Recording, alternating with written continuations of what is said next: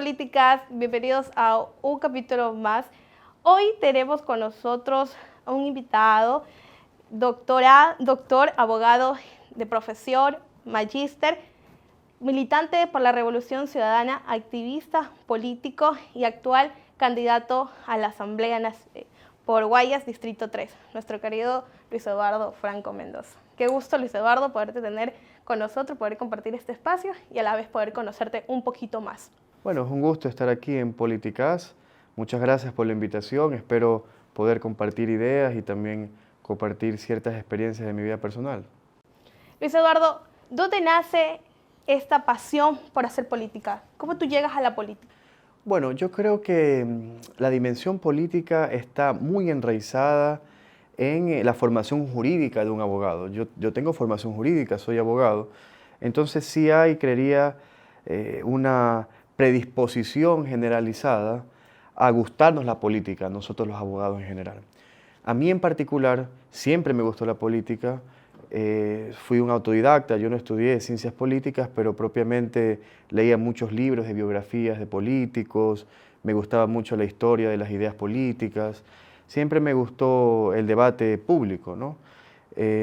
Luego, por supuesto, yo no soy un especialista, o por lo menos dentro del plano académico, no tengo una maestría propiamente en filosofía política, teoría política, ciencia política, sin embargo he sido un autodidacta, ¿no? de esta rama muy especializada de las ciencias sociales. Sin embargo, también dentro de la formación jurídica, a nosotros como abogados sí nos dan ciertos contenidos básicos de teoría política, de fundamentación política de las sociedades. Entonces también me han servido para un poco construir mi ideología política y lo que yo pienso de cómo debería de ser una sociedad justa. ¿Qué vienes de formación en la política y tienes años? Sí, hay una formación que se puede decir que es media académica por mi grado de abogado. También en mis diferentes másteres han habido materias que han sido sobre ciencia política, filosofía política, pero también hay una predisposición autodidacta de entender la política. Claro, esto es la política a nivel teórico, ¿no? A nivel académico, pero también como militante son mis primeros pininos en política. En realidad yo he pasado estudiando todo este tiempo, he sido profesor universitario, he estado en el marco de la academia, ahí he formado mis ideas políticas, pero ahora estoy haciendo una política práctica, ya de militancia, de candidato, de hacer un poco de lo que me parece que debe de hacer la academia, ¿no? También inmiscuirse en los asuntos prácticos. Tú mencionaste, fuiste docente. ¿Extrañas la docencia ahora que ya estás alejado un poco y ahora ya estás como candidato a asambleísta? ¿La extrañas? Bueno, sí, mis planes de vida son de hecho seguir siendo profesor. Ahora, por la carga de los horarios de la campaña electoral, las acciones políticas, las entrevistas, he tenido que reducir la carga académica. Hoy solamente tengo una cátedra de Filosofía del Derecho en la Universidad Católica, que la doy, bueno, los viernes de 4:30 a 7:30, que para mí son sagrados. ¿Estás todavía rigiendo tu profesión? Sí, todavía mantengo la academia, estoy a medio tiempo, diría, pero tuve que dejar la cátedra en la Universidad de Guayaquil cuando se me invitó a la candidatura, porque no podía por el tiempo, ¿no? Ok. Y dentro de esta campaña que ha sido muy corta, ¿cuál ha sido esa mejor experiencia que te vas a llevar por mucho tiempo, que te ha gustado? Bueno, me ha resultado muy gratificante caminar por las calles de la provincia del Guayas y sentir el calor de la gente, sentir el legado histórico del presidente Rafael Correa, cómo la gente está agradecida. Nuestro pueblo se volca muchas veces a decirnos, no, que con Correa yo mejoré mi situación de salario como maestro universitario, no, que con Correa yo me pude operar del corazón y nos enseñaban sus cicatrices del corazón. Me decía, yo estoy de por vida agradecido con el presidente Correa. Eso es algo que a mí me ha impactado mucho, ¿no? Sentir, ya no el relato del legado histórico, sino sentir de primera línea con el pueblo frente a mí la implicancia histórica y la importancia de los 10 años de la década ganada. Claro. Y dentro de la mejor experiencia, bueno, también un poquito del lado amargo. ¿Has tenido como que un inconveniente en tu equipo, dentro de los recorridos de campaña? ¿Te has caído? ¿Has pasado algo? Bueno, no me he caído, pero sí he tropezado varias veces, no he llegado a caerme. Mi equipo lo hemos mantenido, diría yo, en una paz de acción coordinada, hemos hecho un buen grupo de trabajo. Con el tema de la inseguridad, nosotros hacemos recorridos en la tarde, tratamos de no demorarnos mucho para que no nos agarre la noche. Tomar tus Y precauciones. tomar precauciones debidas. Hasta ahora hemos llevado una campaña muy tranquila, una campaña muy democrática y hemos expresado nuestro mensaje al pueblo ecuatoriano. ¿Qué tan activo eres en redes sociales? ¿Te consideras una persona que manejas tus redes? Bueno, hay dos hitos de mis redes sociales, ¿no? Ya. Estos últimos años, como profesor universitario, yo había cerrado Twitter, yo me dedicaba solo a estudiar y a mi cátedra universitaria, no era muy activo en redes sociales, ¿Por qué? porque no era un debate que no estaba listo para ingresar. ¿Te asustaba? Sí, no quería ingresar a Twitter, por ahí compartía ciertos videos de Facebook, pero de cuestiones musicales, que son cuestiones que me gustan. Lo utilizaba como un hobby. Ahora las redes las utilizo como un medio para expresar mis ideas, como un medio ya de trabajo político, ¿no? Entonces ha cambiado esta percepción y mi activismo en redes. Ahora el político moderno tiene que manejar las redes sociales para poder transmitir los mensajes a una audiencia plural. Entonces a partir de allí, bueno, no soy muy bueno todavía porque recién estoy ingresando a Twitter, a Facebook, a Instagram, pero creería yo que estoy comunicando bien mis ideas y tengo un buen grupo de comunicación que me ayuda, ¿no? ¿Y te has topado con malos comentarios en algún momento? ¿Qué has hecho? ¿Cómo te lo has tomado? Sí, he visto por ahí algunos comentarios desagradables, pero no me los tomo personal. Sé que la política es así. Yo admiro mucho a la persona que piensa diferente a ti, pero siempre con una idea, con un mensaje, con una percepción distinta. Esto no aplica a los mensajes de odio, los mensajes de insulto, los mensajes del odio por el odio. Me parece una manifestación de la bajeza humana, yo los veo, pero no los siento, no me llegan. O sea, me parece que los insultos y los odios hablan del emisor, no del receptor, ¿no? Yo los veo y paso por alto. Mejor no prestarle atención y dejarlos ahí a un lado. Ni siquiera o sea, ni siquiera los bloqueo ni los elimino, los veo y los dejo ahí, o sea, no los paro. No, Tú no te complicas la vida, para no, nada, lo no. dejas ahí. Sí, no, para nada. Y dentro de las actividades, porque bueno, no somos seres humanos y nos cansamos, tenemos todo el recorrido cuando hacemos, nos movilizamos. ¿Qué tú haces ya cuando, bueno, he tenido un día full y quiero desestresarme? ¿Qué tú haces para desestresarte? ¿Te vas de baile? No sé, te pregunto. Bueno. ¿Qué haces? Hemos tenido días muy intensos y prácticamente ni siquiera tenemos tiempo a desestresarnos. Llego a la casa con un sueño profundo, me baño y duermo, ¿no?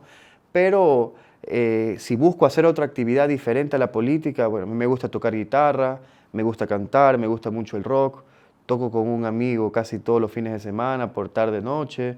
Entonces son momentos de música que yo dejo el celular, dejo todo y me pongo a interpretar, a cantar, a tocar guitarra, también toco algo de bajo.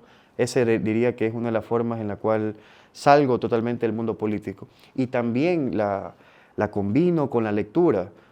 Leo mucho, trato de tener... ¿Qué tanto lees? ¿Qué tanto a la semana o al mes? No mucho como quisiera, pero sí tengo, digamos, unas 20, 30 páginas al día mínimamente, sí las Wow, leo. es bastante. Sí, todas las noches. O sea, trato antes de dormir siempre está la lectura en mi mente, sí. O sea que si tú no te dedicarías a la política ni a la docencia, tú te estarías dedicando a la música, ¿o no? Me hubiera gustado, sí, la verdad que sí, me hubiera gustado. Pero no me considero un músico profesional, soy, digamos, simplemente un activista más. Me gusta la música, nunca he hecho ningún curso, ni no he tenido una formación académica propiamente. ¿Te hubiera gustado? Me hubiera gustado, sí, me hubiera gustado, pero la vida me ha llevado a las ciencias sociales y es aquí donde encuentro. Fuiste parte, digamos, en corto hablábamos de que me declaraste que no eras migrante, pero tuviste varios tiempos fuera del país, en Reino Unido, en Italia, me comentabas. ¿Qué es lo que más extrañabas del país cuando te encontrabas lejos de tu tierra? ¿Qué es lo que más extrañabas? Bueno, lo que más extrañaba era a mi familia y a mis amigos, mi entorno más cercano. Luego, por supuesto, la comida. En Génova tenía comida y buena comida ecuatoriana, pero en Reino Unido fue un poco más difícil. Entonces, No cuando estuve había. allá, no Cuando estuve allá sí extrañé mucho la comida ecuatoriana. Un guayaco sin encebollado. Claro, sí, sin encebollado, sin bolón, sin absolutamente nada. Y además que la comida inglesa es un tanto mezquina al gusto para mí, ¿eh? Mejor es la italiana en un sentido. Entonces, fue un poco complicado la cuestión gastronómica en Reino Unido. Sin embargo, dentro de la estancia que tuve en Oxford, académicamente fue muy provechosa.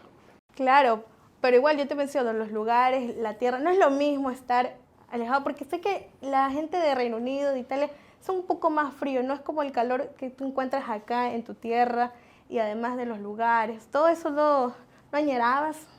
Sí, efectivamente, bueno, ellos tienen otra visión o expresan el cariño de una manera diferente, ¿no? Nuestra gente, los latinoamericanos, se nos considera que somos más cálidos, más afectivos, expresamos nuestros sentimientos a flor de piel. Y esto sí se siente, y puede ser que haya habido un extrañamiento también de nuestra gente en ese sentido. Sin embargo, tengo que aceptar que yo conocí gente muy valiosa allá, me sentí muy bien, tuve muy buenas amistades y también sentí el calor de ingleses, italianos, tengo muy buenos recuerdos. Sí. ¿Y qué es lo que te enoja a ti como Luis Eduardo? ¿Qué te saca de casilla? ¿Lo que no soportas, ya sea en política o en tu parte ya un poco más familiar? Yo creo que hay un rasgo que se expresa en mi vida privada y en mi vida pública ahora, que es la mentira. No tolero la mentira, soy intolerante a la mentira.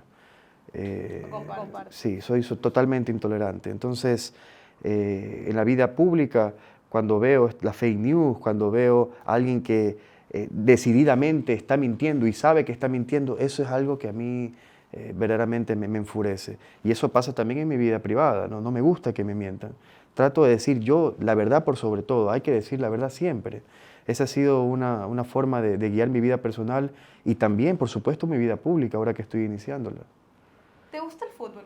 Me gusta mucho el fútbol, me vi casi todo el mundial, Ah. sí, estuve allá en Inglaterra viéndolo, visitaba cada cada partido, me gusta mucho.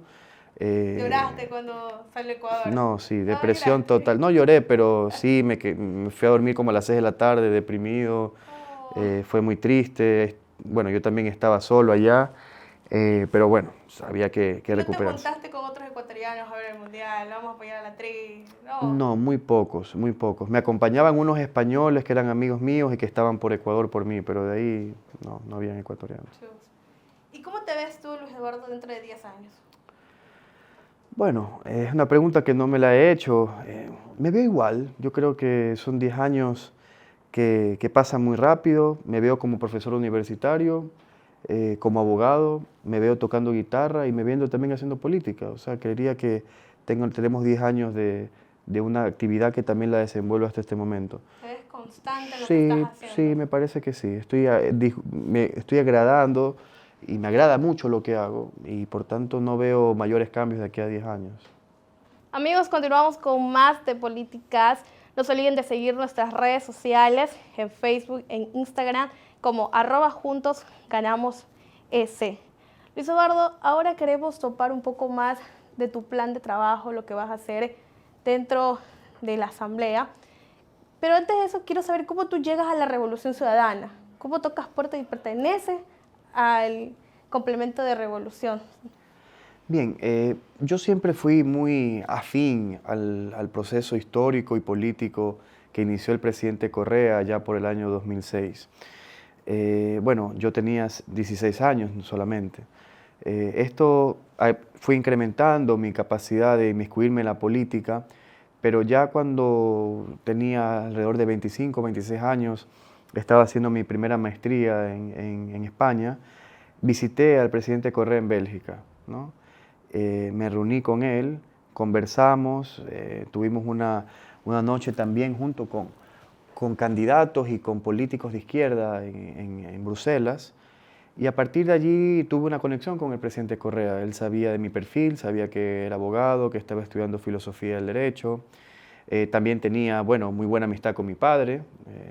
Éramos muy amigos. También mi padre fue defensor del ex vicepresidente Jorge Glass. A partir de allí tuvimos una muy buena relación con los altos dirigentes del Movimiento Revolución Ciudadana, con el presidente Correa.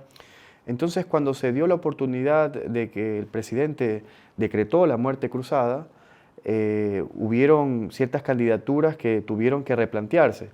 Como se supo, el presidente Correa ratificó a todos los asambleístas que obligaron al presidente Lasso a decretar la muerte cruzada y que siguieron el juicio político. Y por tanto ellos fueron ratificados, pero también hubieron espacios para gente nueva, que era adherente y que tenían un perfil para ser asambleísta. Y dentro de esos estaba yo, ¿no? Fue una oportunidad, hablé con el presidente, me planteó la situación, no dudé 2 veces y finalmente acepté la candidatura. ¿Y qué política pública ahorita que aceptaste esta candidatura quieres topar al llegar a la Asamblea? ¿Qué quieres trabajar? Mira, hay mucho por hacer en el Ecuador, pero hay que circunscribirse a una agenda legislativa que fue planteada el año 2021, ¿no? Que es la agenda legislativa de la Revolución Ciudadana. Aquí tuvimos trabajos en torno a un nuevo código laboral, por ejemplo, al cual habrá que hacerle ahora observaciones, habrá que ver qué es lo que consta en la Asamblea para ver cómo se puede afinar el tema laboral. También tenemos unas reformas a la Ley de Seguridad Social, que hay que realizar observaciones y que hay que efectivamente mejorar la universalización de la protección y de la seguridad social, también mejorar la situación de los jubilados. Es decir, hay que escuchar a los sectores sociales, que hay que incluirlos al sistema de seguridad social para repotenciarlo y para ampliar su cobertura. Entonces hay observaciones que hay que hacer también a esas leyes, particularmente, por ejemplo, la candidata Luisa González, nuestra candidata, el binomio del triunfo, ha dicho en múltiples ocasiones que quiere presentar un proyecto de ley para condonar y refinanciar las deudas del Ban Ecuador y del Banco de Fomento que está en liquidación actualmente, para incentivar al sector productivo, para mejorar los empréstitos, para tratar de mitigar las deudas que tienen los agricultores, etc. Entonces hay mucho por hacer en el país a nivel de política pública, tanto en el marco de la creación de leyes como el campo de la fiscalización. A mi juicio, hay que seguir con el proceso de fiscalización al presidente Lasso, con el juicio político, hay que concluirlo, es jurídicamente posible y es un deber moral concluirlo. Hay que concluir también los juicios políticos rezagados a ministros que han quedado rezagados y que también están dentro de la agenda legislativa. Y también, desde ya, tratar de fiscalizar los órdenes públicos y fiscalizar al nuevo gobierno que llegue para mejorar la situación que tiene el país y que los funcionarios públicos, ya sea ministerios, funcionarios de control, etcétera, quienes conforman el sector público, puedan actuar de conformidad con la ley y la Constitución. Hoy estamos viviendo tiempos duros en el país. Hace poco el asesinato de un ex candidato a la presidencia de la República. ¿Cómo tú vives esta inseguridad que está presente en nuestro país? Bueno, yo recibí la noticia con mucho pesar, luego con una mezcla de impotencia y horror. A mí me parece muy grave el asesinato a un candidato presidencial que verdaderamente socava el sistema democrático, daña el juego democrático, empaña, enlutece la actividad democrática que viven los ecuatorianos. No puede ser posible que se acabe con la vida de un candidato a la presidencia de la República, ni de cualquier persona. Y esto es un signo más de las condiciones de inseguridad que vive el país, no solamente para el ciudadano de pie, sino también para los políticos. El alcalde de Manta tuvo la misma suerte. Es decir, hay una inseguridad generalizada que le llega al hombre de a pie, al empresario, al comerciante, al político, al profesor. Ya no hay distinción. Tenemos una delincuencia organizada, una narcodelincuencia que también incrementa los índices de delincuencia común, y tenemos un Estado ausente que carece de una política criminal efectiva, con un plan criminal de trabajo y que dé resultados visibles a corto y mediano plazo. Y ante esa situación, el Ecuador vive hoy días de zozobra.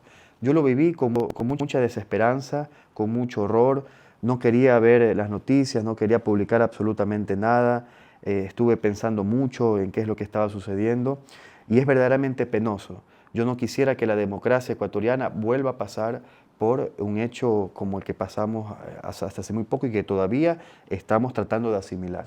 ¿Y qué políticas públicas podemos hacer para para acabar con esa inseguridad? ¿Qué regímenes podemos proponer para que nuestro país ya esté libre de tanto y más que todo derechos, los derechos que brindan a los privados de libertad, a los criminales, a los policías que no les dan la batuta para ejercer, sino que ellos con miedo lo hacen y es por la última opción que les queda, porque es la vida de ellos o la nuestra. Entonces, ¿cómo podemos trabajar desde una política pública para acabar con eso? Bueno, esto se hizo en el gobierno del presidente Rafael Correa.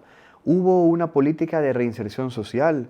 Los presos tenían un programa de educación en la cual salían con títulos de tercer nivel. Había división en las celdas en cuanto a peligrosidad de los individuos, de las personas privadas de libertad. Habían una serie de políticas que beneficiaban a la población carcelaria y que también hacían visible el rol del Estado activo en el mantenimiento y control de las cárceles.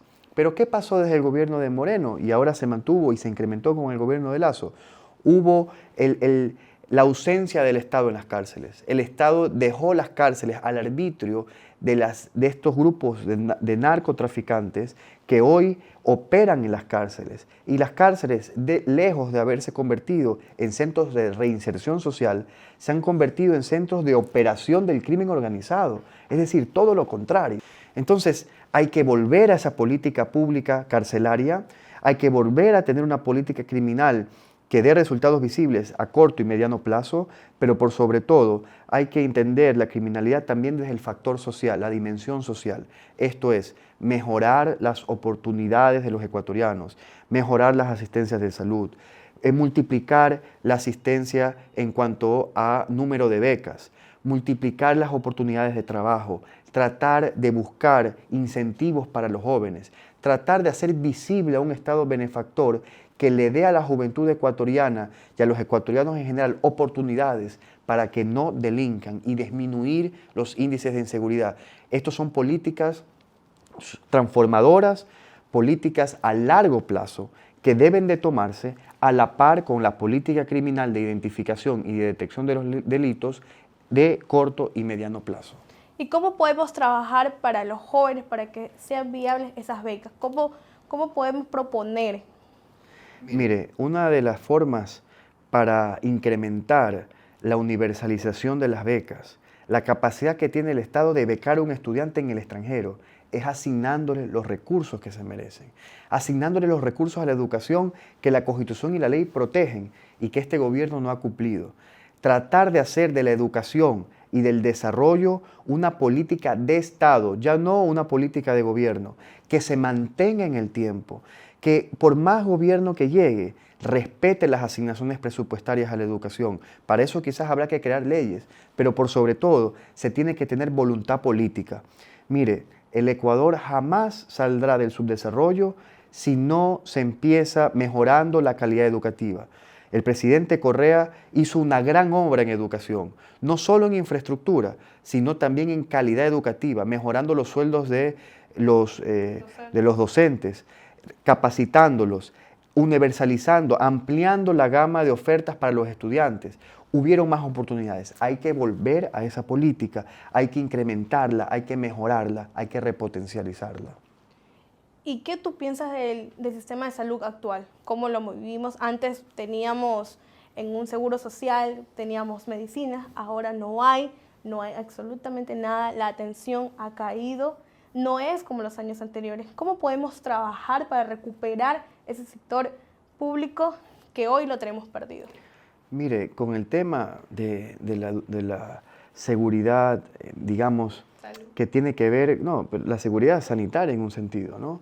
Es decir, ha habido una desprotección del gobierno en entender de que las prestaciones sociales son sagradas porque generan bienestar en la ciudadanía.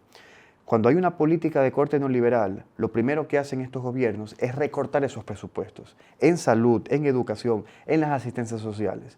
Hoy, por ejemplo, nuestros hospitales viven un problema de desabastecimiento de medicinas. No hay las medicinas más básicas.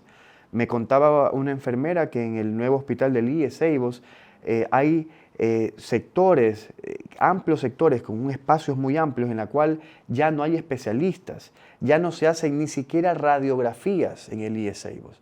Entonces, vivimos en un estado de precariedad de la asistencia de salud, que verdaderamente en todo tipo de atención, en atención primaria, atención emergente, atención en UCI, etcétera, se muestra esa carencia.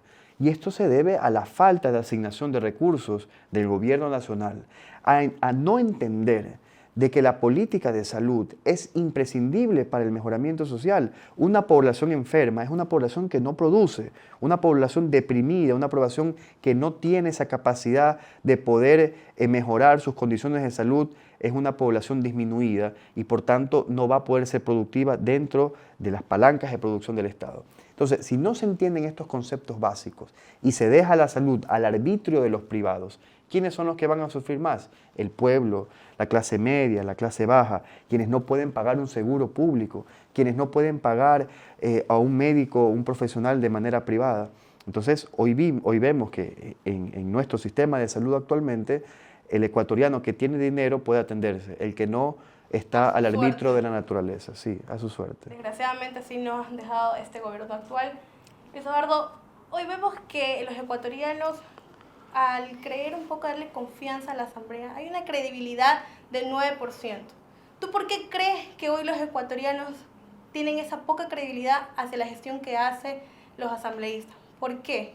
¿Qué tú puedes hacer para que esa credibilidad crezca? Porque es el trabajo, yo creo, como tú dijiste, no hay voluntad política. ¿Cómo podemos trabajar para que el ecuatoriano comience a creer en esa gestión? Bueno, a mí me parece que el tema de la credibilidad de la Asamblea ha sido también posicionado por los medios de comunicación hegemónicos, ¿no? Porque el último periodo tuvimos una Asamblea aparentemente de izquierda, que siempre se le echó la culpa de que era la causante del desgobierno del presidente Lasso, que Lasso no podía gobernar sin la Asamblea, ¿no? Entonces, a partir de allí hubo un ataque sistemático a la Asamblea como institución, diciéndola que eran corruptos, que eran ignorantes, que había falta de legitimidad democrática. O sea, ha habido una campaña mediática para desmejorar la imagen de la Asamblea. Esto me parece que va a seguir si hay una Asamblea con coaliciones de izquierda. Sin embargo, dentro de la Asamblea hay que realizar un trabajo de comunicación política, de comunicación de los resultados, para que el pueblo ecuatoriano sea el que juzgue y juzgue el contraste entre los resultados que nosotros alcanzamos en estos 14 meses y lo que la prensa intenta posicionar.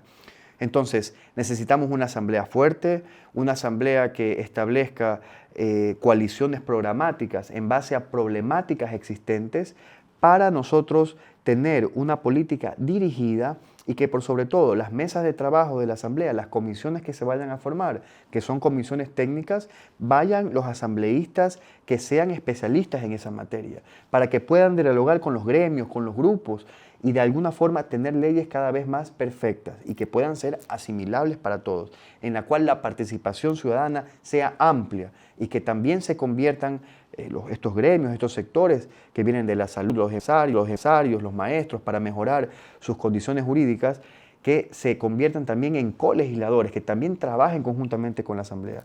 Bueno, para eso se necesitan mejorar los canales democráticos, mejorar la calidad legislativa y también mejorar la calidad de los asambleístas que van a la Asamblea.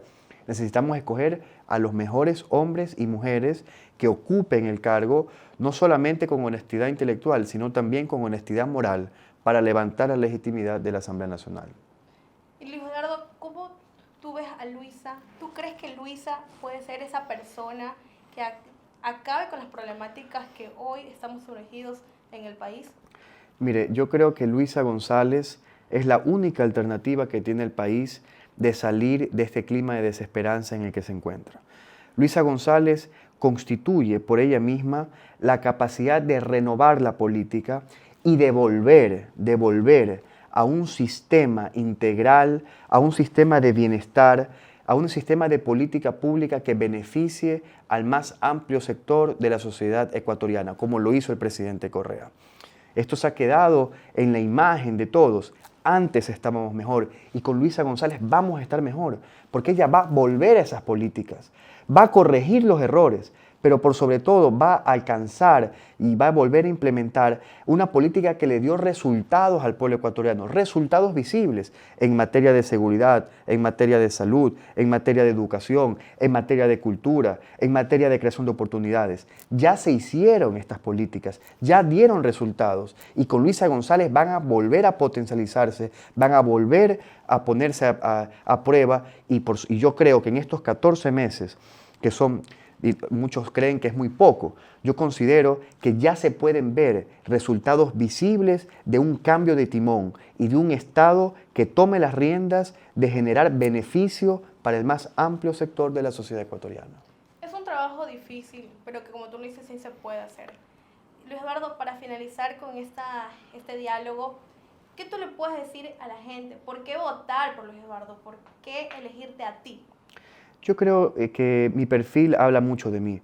Yo vengo de la academia, soy un profesor universitario, soy abogado, estos son mis primeros pasos en política y me parece que ya es hora de que los académicos, los profesores se inmiscuyan en la política, que a través de sus conocimientos, a través de su hoja de vida, a través de la empatía que tienen con sus estudiantes, con sus supervisores, con sus maestros también, generen un nuevo mensaje, una nueva forma de hacer política, porque el Ecuador merece una nueva forma de hacer política. Y en ese sentido se enmarca mi candidatura. Yo comparto los valores ideológicos de la Revolución Ciudadana, pero también tengo premisas propias y también vengo con una personalidad propia, la cual quiero ofertar y quiero servir de ejemplo para las futuras generaciones, para los jóvenes que se inmiscuyan en política, porque necesitamos renovar el cambio generacional en materia política y necesitamos tener políticos cada vez más capacitados, cada vez más humanos y más con planteamientos más democráticos. Amigos, esto ha sido todo por hoy. No sin más agradecer al colectivo Juntos Ganamos Ecuador y a Luis Eduardo por estar hoy con nosotros, poder conocerlo un poquito más, conocer su perfil, lo que ha hecho y el plan de trabajo que quiere hacer al momento de ser elegido como asambleísta por Guayas Distrito 3. Luis Eduardo, muchas gracias. Bueno, yo les agradezco al colectivo Juntos Ganamos Ecuador, les agradezco por esta entrevista, por esta capacidad de poder discutir en torno a la coyuntura y a ciertos planteamientos que tengo en la Asamblea Nacional. Y también quiero llevarles un mensaje que es un mensaje de esperanza. Este 20 de agosto tenemos la oportunidad histórica de cambiar este país. Hay 7 candidatos, pero solamente hay una opción que le representa al pueblo ecuatoriano la verdadera alternativa que se merece este país para salir del subdesarrollo y para encaminarnos a una política de progreso. Esa alternativa es la candidatura de Luisa González y Andrés Arauz, que conjuntamente con todos los candidatos de la lista 5 del Movimiento Revolución Ciudadana le va a ofertar al país una salida al neoliberalismo y le va a ofertar al país una política de cambio y una política de inclusión social como ya lo hicimos antes con la década ganada, con el gobierno del presidente Rafael Correa Delgado. Les mando un mensaje de esperanza y esperamos la victoria definitiva este 20 de agosto. Así es, Luis Eduardo. Bueno, antes de todo, las redes sociales de nuestro colectivo de Juntos Ganamos Ecuador. Aquí en pantalla también van a aparecer las redes sociales de Luis Eduardo para que lo puedan seguir. Esto es todo por hoy. Muchísimas gracias. Hasta pronto.